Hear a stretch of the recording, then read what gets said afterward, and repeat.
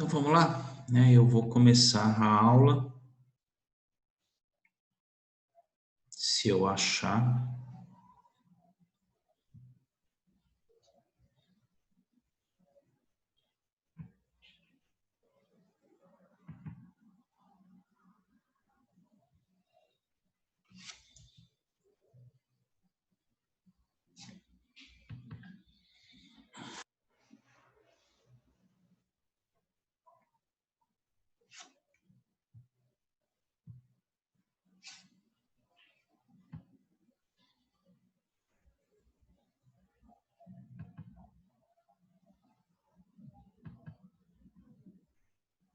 Estão vendo aí? Tá todo mundo conseguindo ter acesso? Só um responde.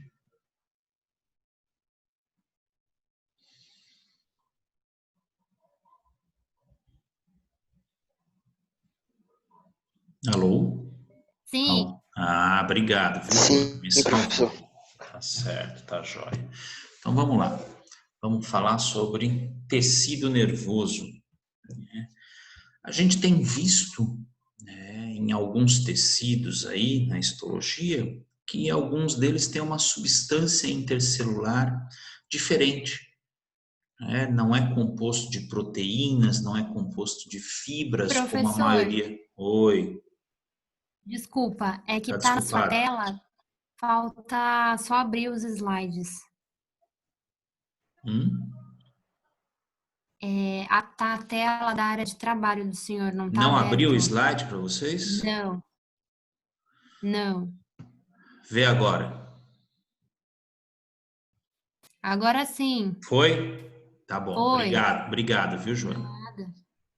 Então, o que tem acontecido é que a gente tem visto aí que alguns tecidos possuem algumas características em relação à substância intercelular também. Então, o conjuntivo tinha muita fibra colágena formando a substância intercelular. O epitélio tinha pouca substância intercelular entre as células. O tecido cartilaginoso, a matriz era calcificada à medida que ia envelhecendo. O tecido ósseo, que a gente viu a semana passada, tinha como característica uma substância intercelular calcificada por hidroxiapatita, endurecida, no caso, né? E o tecido que nós vamos ver hoje também tem uma característica muito interessante em relação à substância intercelular, né? Porque lembra que eu sempre falo que para ser tecido tem que ter dois componentes, células e uma substância intercelular. No caso do tecido nervoso, tá, o que acontece? As células são os neurônios. A gente já conhece, já sabe disso, né? São células que são capazes de transmitir impulsos nervosos, né? Respondem a alterações do ambiente e transmitem impulsos nervosos. Essas são as células, né, que são os neurônios.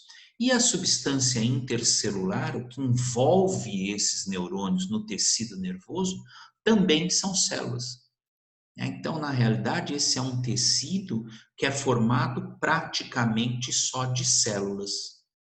Então, a substância intercelular dele também é formado por tipos celulares. E essas células, elas são chamadas de células da glia ou da neuroglia, tanto faz, tá? Mas são células que participam na sustentação desses neurônios, que ajudam o neurônio a sobreviver neste tecido, né? São células que sustentam o neurônio, que dão condições para que ele possa trabalhar nesse tecido. Então, eu tenho aí dois tipos de células. O neurônio, que é a célula principal, e tenho as células da glia ou da neuroglia.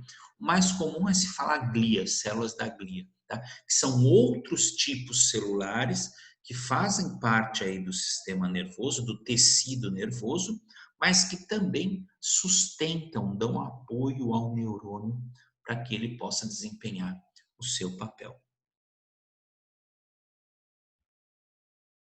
Então, olha só, né, a gente quando for para o laboratório, a gente vai ver uma lâmina, né, do que? Da substância cinzenta, E nós vamos poder ver os neurônios presentes ali, e vamos poder ver a substância intercelular, que são formadas por diversas células chamadas de células da glia.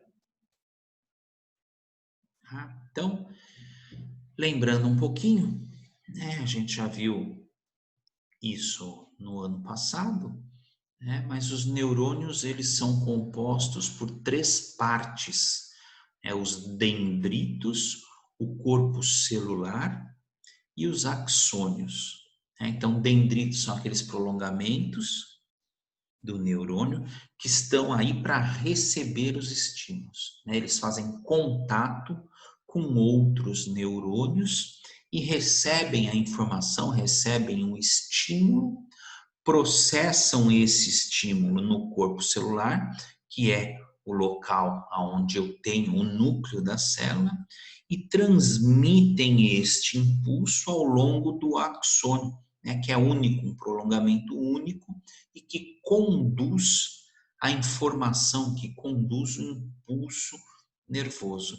E lá no final desse axônio, eu tenho o chamado terminal axônico, que é onde tem a liberação dos neurotransmissores que vão efetivamente, efetuar o impulso ou dar uma resposta ou para uma glândula, ou para outro neurônio, ou para uma célula muscular, por exemplo. Então, morfologicamente, o meu neurônio é formado de dendrito, corpo celular ou pericário e pelo axônio, sendo que no final do axônio eu tenho as dilatações chamadas de terminais axônicos, no qual são liberados os neurotransmissores. Então, aqui um esquema de como é que seria a região do corpo celular. Eu tenho o núcleo do neurônio. Reparem que eu tenho muita mitocôndria. Tenho uma célula muito ativa.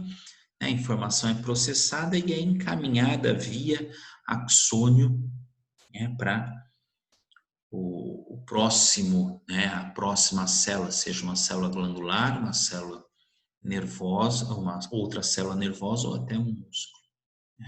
E aí, olha só, em volta deste neurônio, eu tenho as células da glia, que são as células de sustentação, que estão aí para dar apoio, sustentar. Quando eu falo sustentar, não é só sustentação física da célula, mas é também apoio para que o neurônio funcione de forma ideal. Eu tenho diversos tipos de neurônio. O neurônio mais comum, é este neurônio aqui, que é o neurônio multipolar. Mas existem outros tipos de neurônio também. Olha, eu tenho um neurônio que o corpo celular dele fica bem no meio do axônio. Então, deste corpo celular saem 2 axônios. Então, ele é chamado de bipolar. Tem um neurônio que tem o início de um axônio, e aí esse axônio se divide em 2, chamado de pseudo-unipolar. Tem um neurônio piramidal, célula de Purkinje, que são células especializadas, também são neurônios especializados, mas o mais comum é este aqui, que é um multipolar, que tem os dendritos, que se dirigem à região central, ao núcleo, ao pericário, e aí eu tenho um axônio único que faz com que haja essas terminações, esses terminais axônicos, para poder transmitir a informação.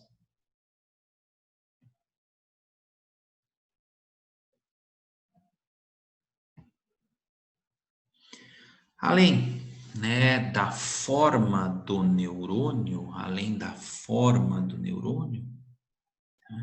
eu também posso pensar em função e classificar os meus neurônios.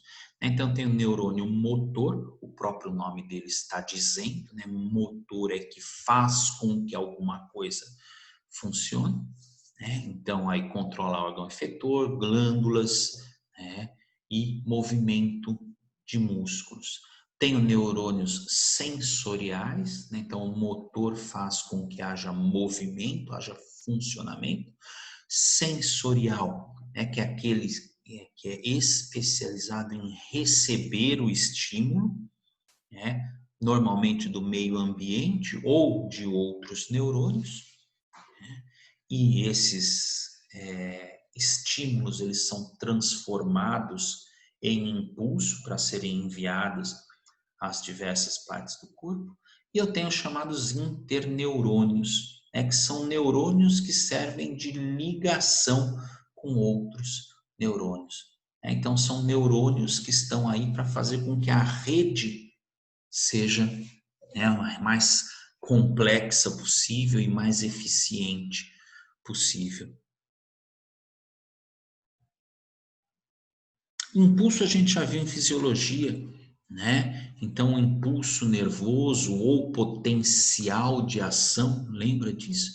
Isso nós já vimos, né? Que é a forma pela qual a informação é propagada através de uma célula, né? De uma célula para outra. Não vou nem perder meu tempo falando de impulso nervoso, não vou falar em despolarização de membrana, né? Olha aí, de menos 65 milivolts para mais 30, né? Fazem despolarização, repolarização da membrana. Isso a gente já viu na fisiologia no longínquo ano de 2019. Tá? E aí, obviamente, aqueles terminais axônicos, eles se ligam, conforme eu falei para vocês, ou a glândulas, ou a outro neurônio, ou até a uma fibra muscular, fazendo o que a gente chama de sinapse, né? Que é o que? A liberação dos neurotransmissores nos seus respectivos receptores. Então, aqui, né?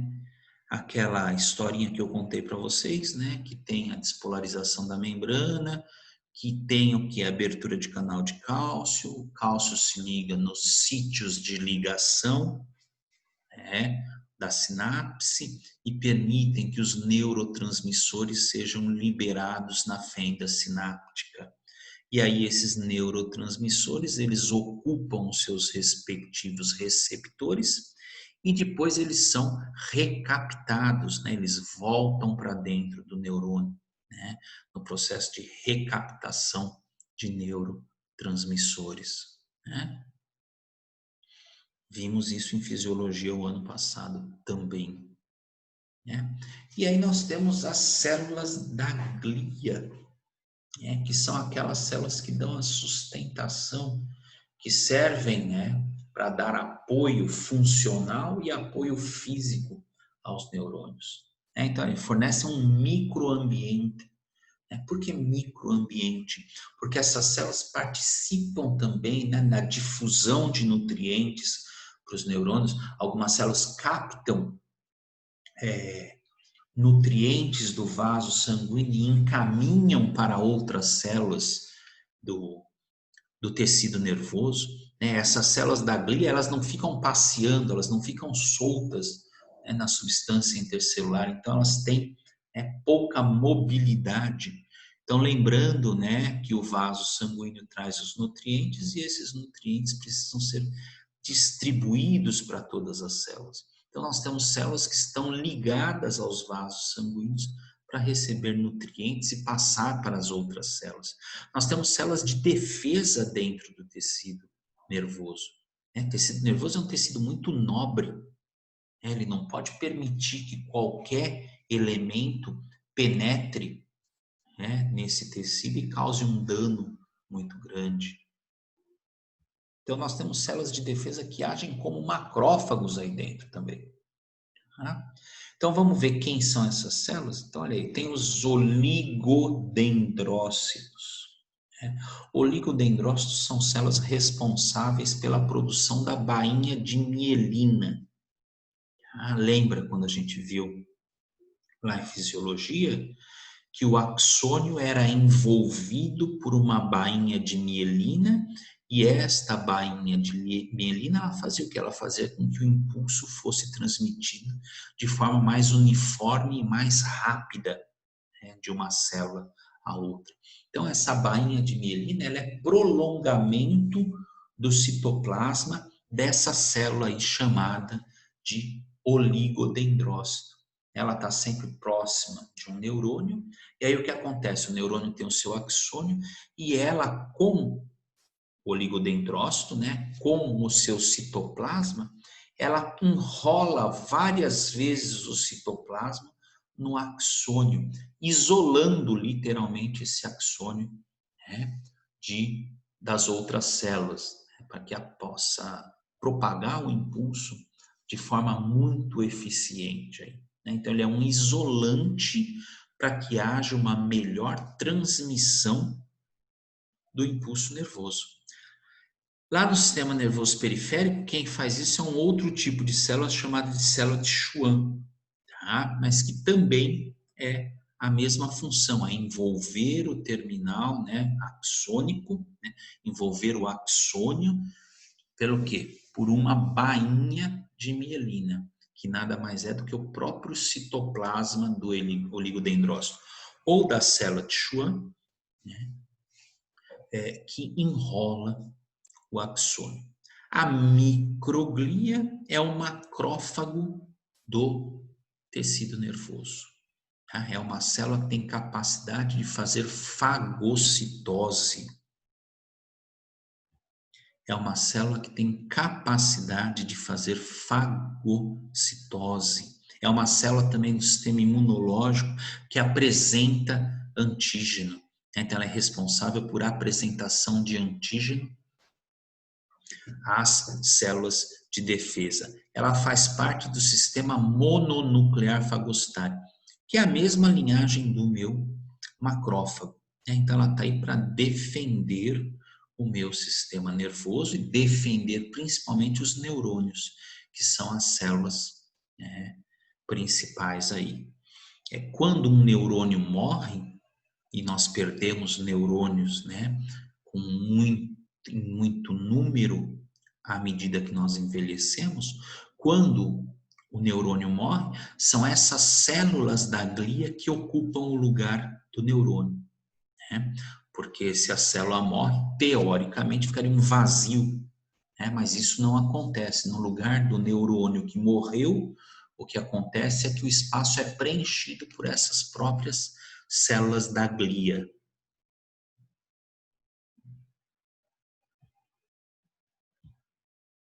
Tem as células ependimárias ou células do epêndima, né, que são células de revestimento, são células epiteliais, que revestem as cavidades do nosso sistema nervoso. Né? Então, os ventrículos do nosso cérebro são revestidos por um epitélio de revestimento chamado de células do epêndima ou células ependimárias. Tá? E aí nós temos uma célula que é extremamente importante também, que é o astrócito. O astrócito é aquela célula que é responsável por fazer a ligação do vaso sanguíneo com as células do sistema nervoso. Então ela cata, ela pega o substrato, ela pega lá do vaso sanguíneo nos capilares, aí no caso, óbvio, né? A liberação de nutrientes e ela repassa esses nutrientes para as células nervosas. Claro que não é só isso, né? Também tem outras funções, então, controle da composição iônica e molecular do ambiente. Então, como ela acaba recolhendo os nutrientes do vaso sanguíneo, ela também controla tudo que circula, o que está liberado, sendo liberado dentro dessa substância intercelular. E ela também é uma célula que se comunica com outras células através de junções comunicantes. um astrócito se liga com outro astrócito através de junções, e aí elas acabam controlando. São como se fosse o FBI do tecido nervoso, né? São células que controlam. O macrófago é a polícia, né? É aquele cara que vai literalmente destruir. Mas os astrócitos, eles têm como função, né, gerir, fazer uma gerência de tudo o que acontece na substância intercelular.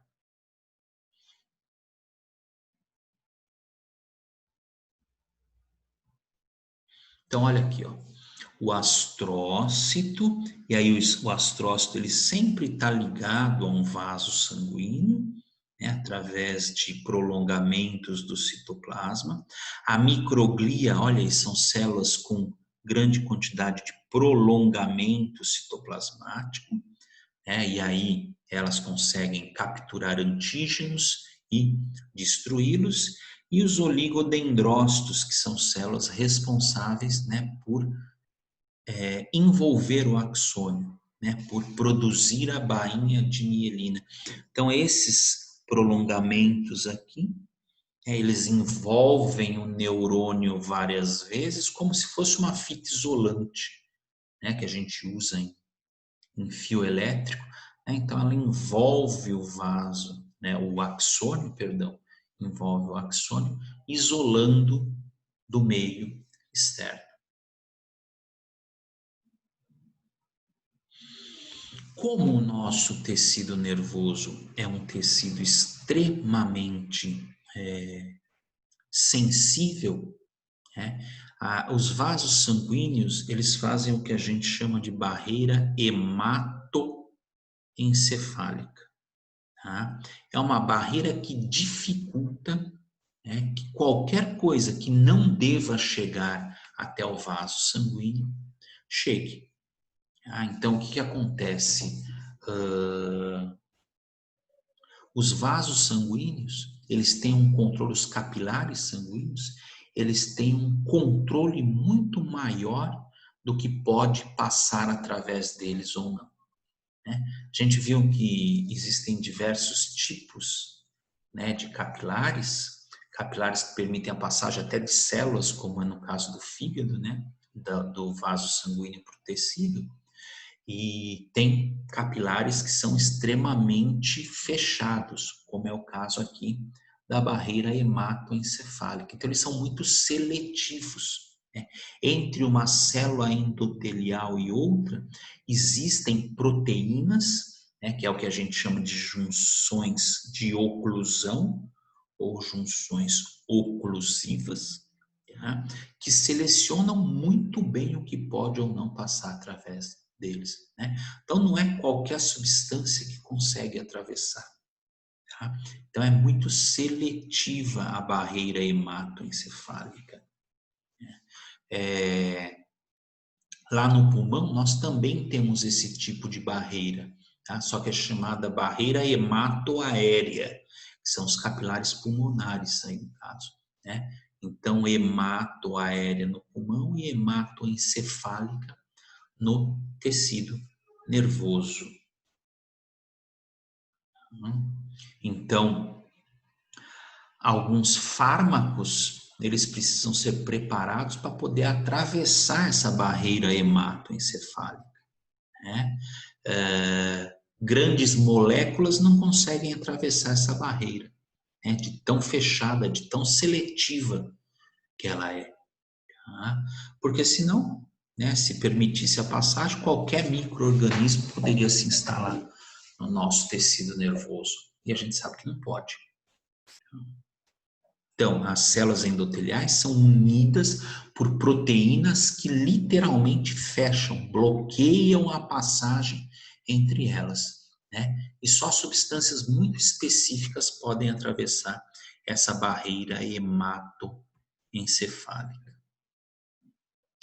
E aqui eu coloquei esse slidezinho, né, para mostrar aqui para vocês, né, falar sobre regeneração de tecido nervoso. A gente sempre fala que neurônio, quando lesado, não regenera. Não é bem assim. Tá? Sempre que um neurônio ele é lesado no seu axônio, né? Então, olha aqui, ó, tem um exemplo aqui, né, de uma lesão de axônio. O que que eu tenho? Eu tenho este axônio tentando se unir novamente à sua porção lesada. Tá? Eu posso ter a ligação desse axônio. Claro que se você lesar o corpo celular, onde tem o núcleo, esse neurônio não vai conseguir se regenerar. Tá? Mas hoje em dia a gente já sabe que se a lesão for a nível de axônio, tá? Existe sim a regeneração dele. Vamos lá, vamos abrir para a pergunta.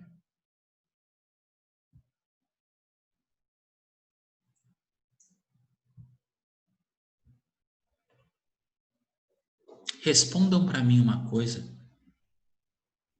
E a maconha?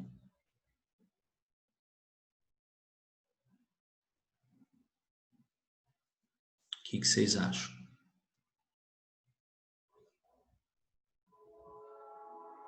O que ela faz no sistema nervoso, no tecido nervoso? Professor, pelo fato de uma pessoa que usa há muitos anos ficar meio retardada, eu acho que ela deve atingir o núcleo lá em cima, né? Porque não volta, não. Ilana, é isso aí, é isso mesmo, né? Ela dificulta, na realidade, ela dificulta o funcionamento do neurônio. Isso é comprovado, né? Que quanto mais tempo se usa, mais lerdo, né? Vai ficando, principalmente quem abusa, né? Quem usa demais. Claro, hoje a gente aí está na polêmica da liberação para uso medicinal, né? E que não causa tanto dano assim. Claro, se você for considerar o cigarro, talvez o cigarro ele cause muito mais dano do que a cannabis. Porém, eu tenho aí um dano relativo aos neurônios na produção, no caso, na produção de neurotransmissores, na atuação desses neurotransmissores como substâncias que efetivamente diminuem, né, as sinapses. Sei que tem gente que vai estar me xingando, mas é a realidade. Tá? Então, essa história de que não faz mal não é verdade. Vamos lá, quem mais?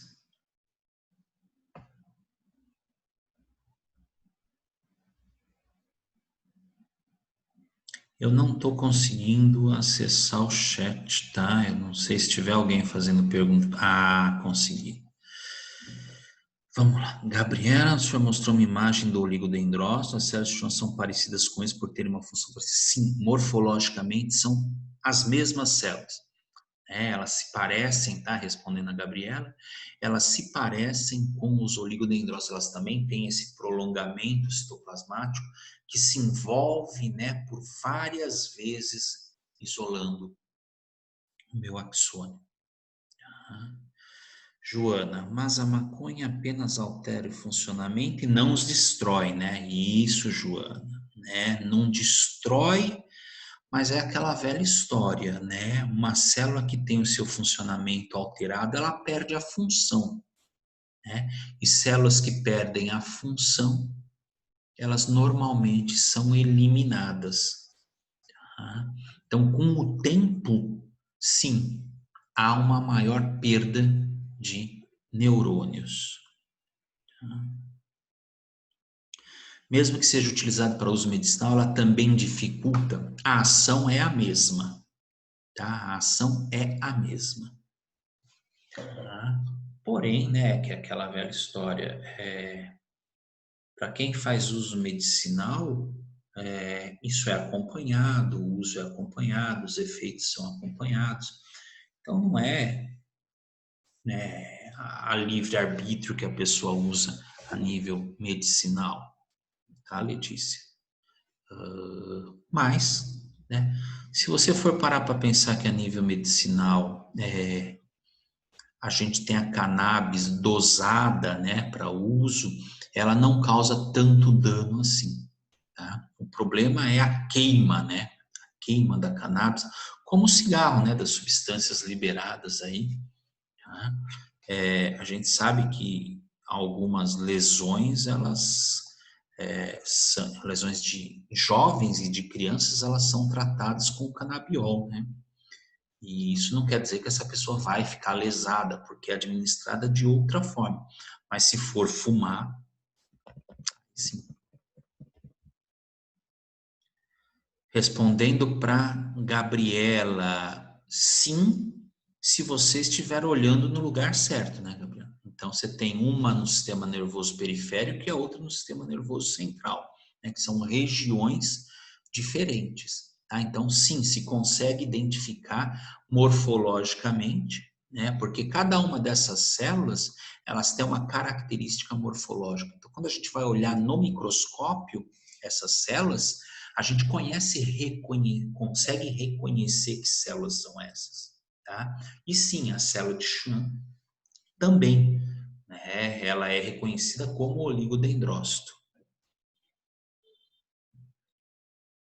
Pelo local, exatamente, tá? Então elas recebem nomes diferentes por causa do lugar onde elas estão, né? Quando elas estão mais próximas do corpo celular, né, elas recebem o nome de oligodendrócitos. Células de Schwann, elas exclusivamente, né, naqueles axônios longos, né, naquele sistema nervoso periférico, onde eu tenho o que a gente chama de nervos, né, que são os axônios, aqueles axônios em grande tamanho, aí são células de Schwann.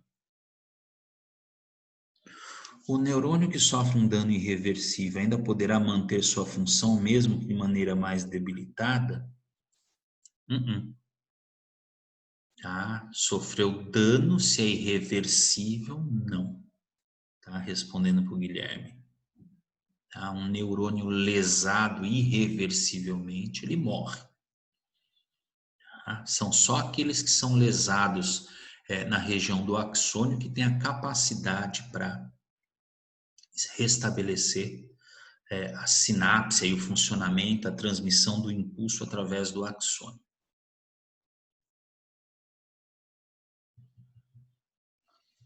Professor, posso fazer uma pergunta? Pode, mais baixo. Nossa, calma. Deixa eu Calma tirar você meu que tá berrando no meu ouvido. Eu não tô berrando, professora, que o microfone tá perto. Tá certo. Tem diferença entre a erva da maconha e o óleo quando você fuma? Porque agora Processamento, saiu sim. Então, porque agora eles estão, pelo menos nos Estados Unidos, eles agora não fumam mais a folha, né? A erva diretamente ao óleo. Meu, um barato muito louco, é muito legal o negócio. É mesmo? É. Hum. Meu tio fumou, é como se fossem umas cápsulas normais, né? Uma cápsula de remédio. E aí você coloca num A gente cigarro. volta no mesmo convite, tá? Se cair. Tá. Continua. E aí é